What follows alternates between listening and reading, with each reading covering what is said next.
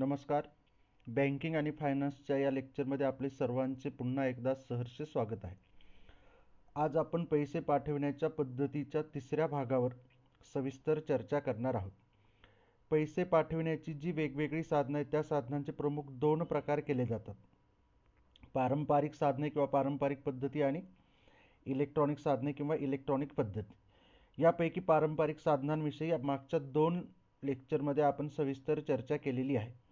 तर या लेक्चरमध्ये आपण पैसे पाठवण्याची इलेक्ट्रॉनिक पद्धती किंवा आधुनिक साधने याविषयी सविस्तर चर्चा करणार आहोत.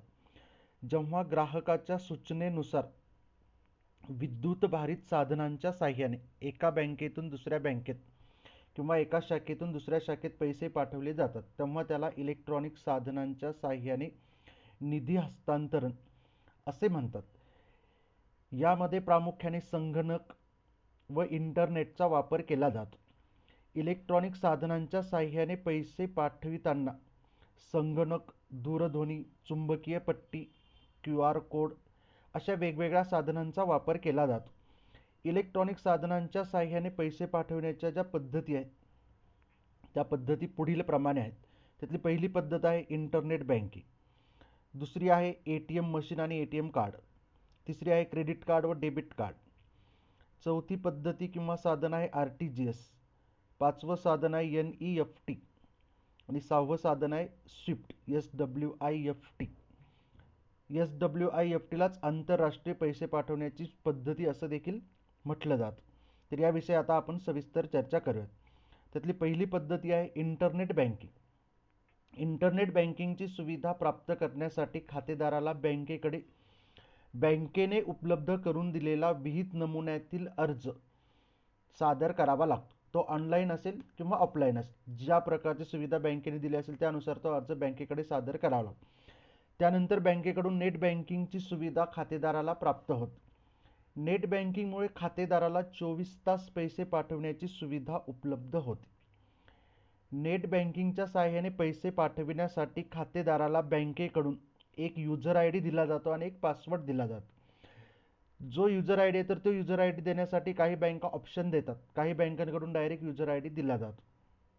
पासवर्ड बँकेकडून दिला जात असला तरी पासवर्डमध्ये बदल करण्याचा अधिकार खातेदाराला असतो. ज्या व्यक्तीला पैसे पाठवायचे आहेत त्या व्यक्तीची नोंदणी खातेदाराला अगोदर आपल्या खात्यामध्ये करावी लागते. नोंदणी झालेल्या व्यक्तीला पैसे पाठवण्याची एक विशिष्ट पद्धती असते. म्हणजे एखाद्या व्यक्तीला जर पैसे पाठवायचे असले तर त्याची संपूर्ण माहिती नेट बँकिंगवरून आपल्याला आपल्या खात्यामध्ये समाविष्ट करावी लागते. त्यानंतर बँकेकडून त्याचं ऑनलाईन व्हेरिफिकेशन होतं. त्यानंतर ते अकाउंट जर त्या ठिकाणी ऑपरेट होत असेल तर ते अकाउंट त्या ठिकाणी ॲक्टिव्ह असेल तरच त्या खात्यामध्ये पैसे पाठवण्याची सुविधा उपलब्ध होते. त्यानंतर बँकेकडून ते अकाउंट ॲक्टिव्ह असल्याचं किंवा व्हेरिफिकेशन असल्याचं कळतं. त्याला 24 तासाचा कालावधी सामान्यपणे लागतो. आता तो कालावधी देखील 4 तासापर्यंत कमी केलेला आहे. पहिल्याच वेळेस फक्त अशा प्रकारचं व्हेरिफिकेशन होतं. एकदा त्या खात्याचं व्हेरिफिकेशन झालं तर त्यानंतर आपण कधीही त्या खात्यावर पैसे पाठवू शकतो. या पद्धतीनुसार खातेदाराला आपले खाते उघडण्यासाठी म्हणजेच नेट युजर ID आणि पासवर्ड दिलेला असतो, त्या पासवर्डचा वापर करावा लागतो. त्यानंतर पैसे पाठविण्यासाठी त्याला एक दुसरा पासवर्ड दिला जातो, त्याला ट्रान्झॅक्शन पासवर्ड असं म्हटलं जातं. पैसे पाठविण्याची प्रक्रिया चालू असताना बँकेकडून खातेदाराला बँकेकडे नोंदणी असलेल्या मोबाईल क्रमांकावर तो व्यवहार पूर्ण करण्यासाठीचा एक पासवर्ड पाठविला जातो, त्याला OTP असं म्हटलं जातं. म्हणजे पैसे पाठवण्याचा व्यवहार पूर्ण करण्यासाठी 3 वेळा पासवर्डचा वापर करावा लागतो. त्यातला पहिला अकाउंट ओपन करण्याचा पासवर्ड, दुसरा ट्रान्झॅक्शन पासवर्ड आणि त्यानंतर बँकेकडून पाठवलेला OTP. हे 3 जर त्या ठिकाणी समाविष्ट केले आणि ते मॅच झाले तरच पैसे पाठवण्याचा व्यवहार हा पूर्ण होतो. हे पासवर्ड समाविष्ट केल्यानंतरच पैसे हस्तांतरित होतात. त्यामुळे नेट बँकिंगच्या साहाय्याने पैसे पाठवण्याची पद्धती ग्राहकाच्या दृष्टिकोनातून सोयीची आहे, कमी वेळेत आहे. म्हणजे कमी वेळेत पैसे पाठवता येतात, केव्हाही पैसे पाठवता येतात आणि पूर्णपणे सुरक्षित ते पैसे पाठवता येतात. त्यानंतर दुसरी पद्धती आहे स्वयंचलित गणकयंत्र किंवा ATM मशीनच्या साहाय्याने पैसे पाठवणे. बँकेकडून खातेदाराला ATM कार्ड प्राप्त झाल्यावर त्याच्या साहाय्याने ATM मशीनमधून एका व्यक्तीकडून दुसऱ्या व्यक्तीला पैसे पाठविता येतात. ATM मशीनमध्ये पैसे काढण्याचा जो ऑप्शन असतो त्याचप्रमाणे पैसे पाठवण्यासाठी देखील त्या ठिकाणी ऑप्शन असतो. सामान्यपणे ATMचा वापर हा जास्तीत जास्त लोकांकडून पैसे काढण्यासाठीच केला जातो. ATMच्या सहाय्याने पैसे पाठवण्याची सुविधा देखील उपलब्ध आहे. ATM मशीनमधून पैसे पाठवण्यासाठी ज्या व्यक्तीला पैसे पाठवायचे आहेत त्या व्यक्तीचा खाते क्रमांक, त्याचा खाते प्रकार, त्याचा मोबाईल क्रमांक इत्यादी माहिती फक्त आवश्यक असते. ATM कार्ड आणि मशीनच्या साहाय्याने अगदी कमी वेळेत पैसे एका खात्यातून दुसऱ्या खात्यामध्ये पाठवण्याची प्रक्रिया पूर्ण केली जाते आणि तो व्यवहार पूर्ण केल्याचा पुरावा म्हणून ATM मशीनमधून त्या व्यक्तीला, पैसे पाठवणाऱ्या व्यक्तीला एक रिसिप्ट मिळते की पैसे काढल्यानंतर जशा प्रकारचं रिसिप्ट प्राप्त होतं तशाच प्रकारचं रिसिप्ट त्या ठिकाणी प्राप्त होतं. पैसे पाठवणाऱ्याच्या खात्यामधून तेवढे पैसे वजा होतात, डेबिट होतात. ज्याला पैसे पाठवले त्याच्या खात्यामध्ये तेवढे पैसे क्रेडिट होतात, जमा होतात. ते सगळं विवरण त्या ठिकाणी त्या व्यक्तीला प्राप्त झालेल्या पावतीवर असतं. ATMच्या सहाय्याने पैसे पाठवून देखील पूर्णपणे सुरक्षित आहे, कारण जो पिन नंबर त्या ठिकाणी दिलेला आहे तो पिन नंबर माहिती असल्याशिवाय कुठल्या व्यक्तीला ते पैसे पाठवता येत नाहीत. त्यासाठी येणारा खर्च देखील अतिशय कमी असतो, म्हणजे कुठल्या प्रकारचा वेगळा खर्च याला येत नाही. त्यानंतर क्रेडिट कार्ड आणि डेबिट कार्ड. क्रेडिट कार्ड व डेबिट कार्डच्या साहाय्याने खातेदार जी खरेदी करतो त्या खरेदीची रक्कम विक्रेत्याला दिली जाते. त्यासाठी विक्रेत्याकडे कार्ड स्वीकारण्याची सुविधा उपलब्ध असणे आवश्यक असते. कार्डच्या साहाय्याने खरेदीदाराच्या खात्यातील रक्कम विक्रेत्याच्या खात्यामध्ये एका बँकेतून दुसऱ्या बँकेत किंवा एका शाखेतून दुसऱ्या शाखेमध्ये किंवा एका ठिकाणाहून दुसऱ्या ठिकाणी ताबडतोब हस्तांतरित होते. ऑनलाईन खरेदी केल्यानंतर विक्रेत्याने उपलब्ध केलेल्या माहितीच्या आधारे क्रेडिट कार्ड, डेबिट कार्डवरील माहिती समाविष्ट करून पैसे पाठवता येतात. की जसं तुम्ही ऑनलाईन ॲडमिशन घेतलं, ते ऑनलाईन ॲडमिशन घेत असताना तुम्ही ATM कार्ड किंवा डेबिट कार्डचा वापर केला. महाविद्यालयाने त्या ठिकाणी जी त्याच्या अकाउंटची माहिती उपलब्ध केलेली आहे त्यामध्ये फक्त तुम्ही माहिती समाविष्ट केली, तुमच्या कार्डवरील माहिती, आणि तो व्यवहार त्या ठिकाणी पूर्ण झाला. हे देखील एका ठिकाणून दुसऱ्या ठिकाणी किंवा एका व्यक्तीकडून दुसऱ्या व्यक्तीकडे पैसे पाठवण्याचाच व्यवहार आहे. त्यामुळे ही माहिती पूर्ण केली किंवा ऑनलाईन शॉपिंग जेव्हा केलं जातं त्यावेळी देखील त्या ठिकाणी अशा प्रकारे कार्ड पेमेंट केलं जातं. हे देखील पैसे पाठवण्याची एक पद्धतीच आहे. पैसे पाठविण्याची ही पद्धती अतिशय सोपी आणि विनामूल्य असते. यासाठी कुठल्याही प्रकारचं मूल्य त्या ठिकाणी द्यावं लागत नाही. काही व्यवहारांमध्ये क्रेडिट कार्डच्या साहाय्याने जर पेमेंट केला असेल, रक्कम दिली असेल, तर त्यावेळेस त्या ठिकाणी त्याला आर्थिक सवलत देखील प्राप्त होत. की ऑनलाईन शॉपिंग करत असताना विक्रेत्याला जर पैसे पाठवायचे असतील, विशिष्ट बँकेच्या क्रेडिट कार्डवरून जर पैसे पाठवले तर त्याला 5% वेगळा डिस्काउंट देखील त्या ठिकाणी त्या बँकेकडून किंवा तो विक्रेता त्याच्याकडून दिला जातो. म्हणजे क्रेडिट कार्डच्या सहाय्याने पैसे पाठवण्याचा व्यवहार जर केला तर त्या ठिकाणी पैसे पाठवणाऱ्याला फायदा देखील होतो, म्हणजेच आर्थिक फायदा होतो. त्यानंतरचा घटक आहे सर्वकाल स्थूल समाशोधन, RTGS, real time gross settlement. जेव्हा एका बँकेच्या शाखेतून दुसऱ्या बँकेच्या शाखेत पैसे पाठवायचे असतात किंवा पैसे पाठवले जातात तेव्हा RTGS या पद्धतीचा वापर केला जातो. या पद्धतीनुसार वास्तव वेळेमध्ये पैशाचे स्थानांतरण किंवा हस्तांतरण किंवा ट्रान्सफर होत. भारतीय बँक प्रणालीमध्ये आंतरबँक रक्कम पाठवण्यासाठी, म्हणजे एका बँकेतून दुसऱ्या बँकेत रक्कम पाठवण्यासाठी RTGS ही सर्वात वेगवान पद्धती आहे. भारतामध्ये 26 मार्च 2004 पासून RTGSचा प्रारंभ झाला आहे. या पद्धतीनुसार विशिष्ट किमान रक्कम मोफत पाठवण्याची सुविधा खातेदाराला दिली जाते.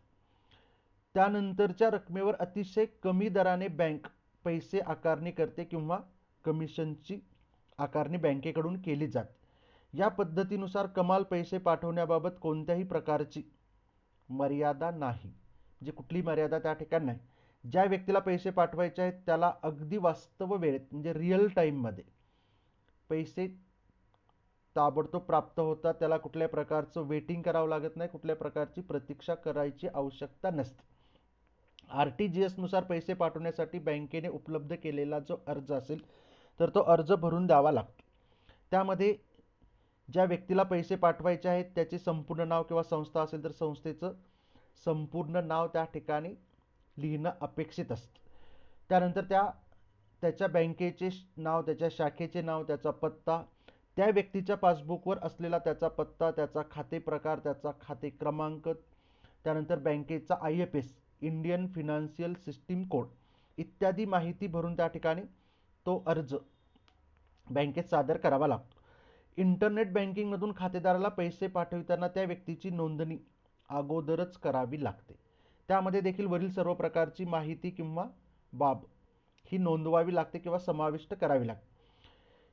या पद्धती अंतर्गत बँकेच्या कार्यालयीन कामकाजाच्या वेळेत आणि खातेदाराकडे नेट बँकिंगची सुविधा उपलब्ध असेल तर रिझर्व्ह बँकेच्या निर्देशानुसार विशिष्ट कालावधीत पैसे पाठवता येतात. म्हणजे रिझर्व्ह बँकेने जो कालावधी निश्चित केला असेल त्या कालावधीमध्ये पैसे पाठवता येतात. प्रत्येक बँकेचं रिझर्व्ह बँकेमध्ये जे अकाउंट असेल त्या अकाउंटमधून एका बँकेतून दुसऱ्या बँकेत पाठवलेले जे पैसे आहेत किंवा RTGS मार्फत पाठवलेले जे पैसे आहेत तर त्या पैशाचे व्यवहार त्या ठिकाणी पूर्ण केले जातात. त्यानंतरचं पाचवं साधन आहे राष्ट्रीय इलेक्ट्रॉनिक निधी हस्तांतरण NEFT national electronic fund transfer. एका बँकेच्या खात्यातून दुसऱ्या बँकेच्या विशिष्ट खात्यामध्ये जर रक्कम पाठवायची असेल तर NEFTचा वापर केला जातो. भारतीय रिझर्व्ह बँकेमध्ये 1994 मध्ये म्हणजे भारतीय रिझर्व्ह बँकेमार्फत 1994 मध्ये सराफ समितीची स्थापना करण्यात आली होती. या समितीच्या शिफारशीनुसार भारतात 1996 पासून पैसे पाठविण्यासाठी NEFT या पद्धतीची सुरुवात झालेली आहे.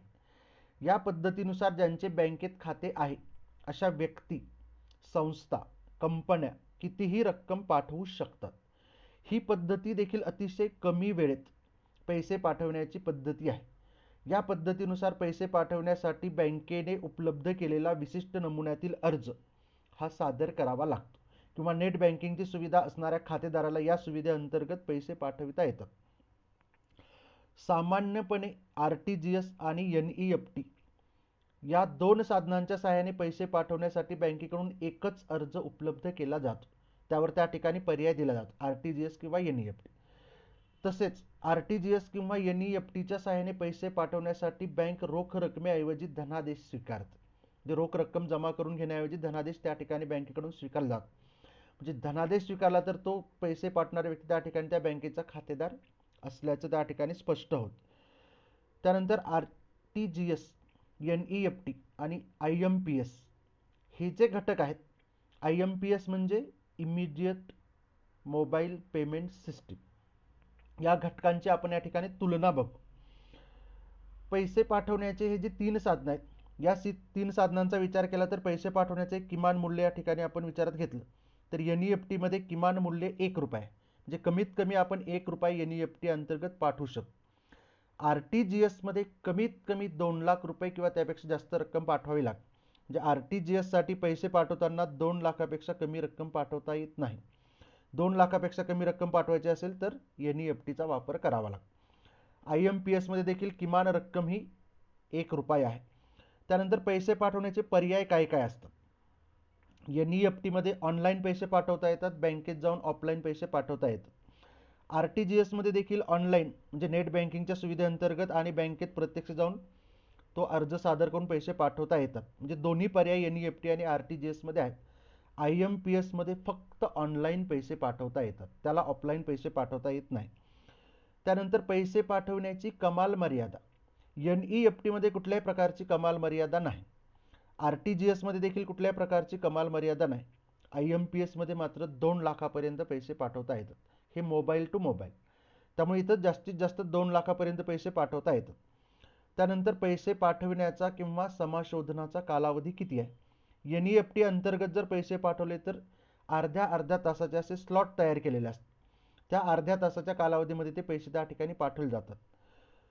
RTGS मध्ये ज्या वेळेस पैसे पाठवलेले आहेत त्याच वेळेस त्या ठिकाणी ते प्राप्त होतात. म्हणजे वास्तव वेळेमध्ये किंवा रिअल वेळेमध्ये त्या ठिकाणी रिअल टाइममध्ये ते पैसे पाठवले जातात. IMPS मार्फत देखील रिअल टाइममध्ये पैसे एका ठिकाणाहून दुसऱ्या ठिकाणी पाठवले जातात. त्यानंतर पैसे पाठवण्याची जी वेळ आहे, टाइम आहे, तर ते NEFT साठी आठवड्याचे 7ही दिवस आहे. NEFT साठी पैसे पाठवण्यासाठी रात्री 12:30 ते पुन्हा रात्री 11:30 पर्यंत पैसे पाठवण्याचा कालावधी असतो. म्हणजे 24/7 असं जरी लिहिलं असलं तरी देखील या ठिकाणी ही सुविधा 23 तास आहे. रात्री 11:30 ते 12:30 या एका तासाच्या कालावधीत ही सुविधा या ठिकाणी बंद असते. बरेच ऑनलाईन व्यवहार या ठिकाणी 11:30 ते 12:30 या वेळेमध्ये बंद असतात. त्यानंतर RTGS ची सुविधा आहे, तर ते RTGS ची सुविधा सकाळी 6 ते सायंकाळी 7 पर्यंत उपलब्ध आहे. डिसेंबर 2020 पासून ही सुविधा देखील 24 तास उपलब्ध होणार आहे, म्हणजे 24/7 उपलब्ध होणार आहे. त्यानंतर IMPS ची जी सुविधा आहे, तर ती सुविधा ही 24 तास उपलब्ध असते. 365 दिवस 24/7 ही सुविधा उपलब्ध आहे. त्यानंतर पैसे पाठविण्याची फी, NEFT साठी कुठल्याही प्रकारची फी लागत नाही. RTGS साठी 2 लाखापर्यंत मोफत पाठवले जातात. ज्याला पैसे प्राप्त होणार आहेत त्याला कुठल्याही प्रकारची फी लागत नाही. जो पैसे पाठवणार आहे त्या पैसे पाठवणाऱ्याला त्या ठिकाणी काही किमान रक्कम द्यावी लागते. 2 लाख ते 5 लाख रुपयापर्यंत जर पैसे पाठवले असतील तर 25 रुपयापर्यंत त्याला फी लागते. 25 रुपयापेक्षा जास्त फी त्याला लागत नाही. 5 लाखापेक्षा जास्त रक्कम जर पाठवायची असेल तर 50 रुपयापेक्षा कमी फी त्याला त्या ठिकाणी लागते, म्हणजे 50 रुपयापेक्षा जास्त फी लागत नाही. ही जी कमिशन या ठिकाणी दर्शवली जाते त्याला त्या ठिकाणी 18% GST लागू केला जातो. त्यानंतर IMPS मध्ये पैसे पाठवण्यासाठी जी फी आकारली जाते ती वेगवेगळी असते. प्रत्येक बँकेकडून ती निश्चित केली जाते किंवा काही बँका त्या ठिकाणी ती सुविधा मोफत देखील देते. ह्या ज्या 3 सुविधा आहेत तर या 3 सुविधांची स्थापना कोणी केली, त्याच्यावर नियंत्रण कोण ठेवतं? NEFT ची स्थापना ही भारतीय रिझर्व्ह बँकेने केलेली आहे. भारतीय रिझर्व्ह बँकेचे त्याच्यावर नियंत्रण आहे. RTGS ची सुविधा देखील भारतीय रिझर्व्ह बँकेने सुरुवात केली आहे किंवा स्थापना केली आहे, त्याच्यावर भारतीय रिझर्व्ह बँकेचं नियंत्रण आहे. IMPS ची सुविधा ही NPCI, national payment corporation of India या संस्थेने सुरू केलेली आहे, त्याचं त्यावर त्या ठिकाणी नियंत्रण आहे. तर पैसे पाठवण्याच्या ह्या 3 अगदी कमी वेळेत पैसे पाठवण्याच्या ह्या 3 पद्धती आहेत. त्यानंतर शेवटची पद्धती आहे स्विफ्ट, SWIFT. या पद्धतीलाच आंतरराष्ट्रीय ट्रान्सफर करण्याची पद्धत किंवा आंतरराष्ट्रीय पातळीवर पैसे पाठवण्याची पद्धती असं देखील म्हटलं जातं. ही जी पद्धत आहे तर या पद्धतीला जगतव्यापी आंतरबँक वित्तीय दूरसंपर्क संस्था असं म्हटलं जातं, SWIFT. The society for the world wide interbank financial telecommunications असं ह्याचं पूर्ण रूप आहे. हे इंग्रजीमध्ये पूर्ण रूप आहे, हे मराठीमध्ये. स्विफ्ट ही जागतिक पातळीवर अचूक आणि ताबडतोब पैसे पाठवण्याची सेवा पुरवणारी किंवा सुविधा पुरवणारी एक नामांकित संघटना आहे. स्विफ्ट ही एक सहकारी संस्था आहे. आंतरराष्ट्रीय पातळीवरील 6 मोठ्या बँकांनी 1973 मध्ये स्विफ्ट या सहकारी संस्थेची स्थापना केली. 1973 मध्ये 15 देश या संघटनेचे सदस्य होते आणि या 15 देशातील 239 बँका या संस्थेच्या सदस्य होत्या. 2019 मधील आकडेवारीचा विचार केला तर 11,000 बँका किंवा वित्तीय संस्था या संघटनेच्या सदस्य आहेत आणि या संघटनेच्या ज्या सदस्य आहेत तर त्या संघटनेचे जे खातेदार असतात ते खातेदार त्या ठिकाणी बाय डिफॉल्ट या स्विफ्टचे सदस्य त्यांना केलं जातं किंवा स्विफ्टचं सदस्य त्यांना प्राप्त होतं. स्विफ्ट या संस्थेचे मुख्यालय हे बेल्जियम मधील ला हुल्फ या ठिकाणी आहे. स्विफ्टचे जगातील 15 देशांमध्ये प्रादेशिक कार्यालय आहेत, त्यापैकी भारतात एक कार्यालय. म्हणजे जगातील 210 देशांमध्ये ही संस्था कार्य करते. 210 देशांपैकी 15 देशांमध्ये या संस्थेची कार्यालये आहेत. त्याचं मुख्यालय बेल्जियममध्ये आहे. जी 15 कार्यालये आहेत त्या 15 कार्यालयांपैकी एक कार्यालय हे भारतात आहे. त्यामुळे स्विफ्ट ही संस्था जगातील 210 देशांमध्ये आज पैसे पाठवण्याचं कार्य करते. वित्तीय संस्थांच्या समस्या दूर करण्यासाठी आंतरराष्ट्रीय पातळीवर सदस्य राष्ट्रांना म्हणजे त्या देशातील सदस्य झालेल्या बँकांना पैसे पाठविण्याची सुविधा उपलब्ध करून दिली जाते. या पद्धती अंतर्गत संगणकाचा वापर करून आंतरराष्ट्रीय पातळीवर मागणीप्रमाणे व गरजेप्रमाणे चलनमुक्त पैसे पाठवण्याचं कार्य केलं जातं. प्रत्यक्ष चलनाचा वापर केला जात नाही. म्हणजेच बँक आपल्या खातेदाराचे पैसे एका देशातून दुसऱ्या देशात पाठवताना या संघटनेचा सदस्य असलेल्या बँकेचा खातेदार या संघटनेचा देखील सदस्य होतो.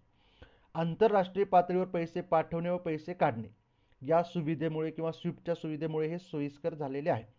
तर अशा प्रकारे इलेक्ट्रॉनिक साधनांच्या साहाय्याने पैसे पाठवण्यासाठी वरील वेगवेगळ्या मार्गांचा अवलंब केला जातो. त्याचप्रमाणे अलीकडील काळात वरील साधनांशिवाय गुगल पे, फोन पे, IMPS त्याची आपण वरती चर्चा केलीच आहे.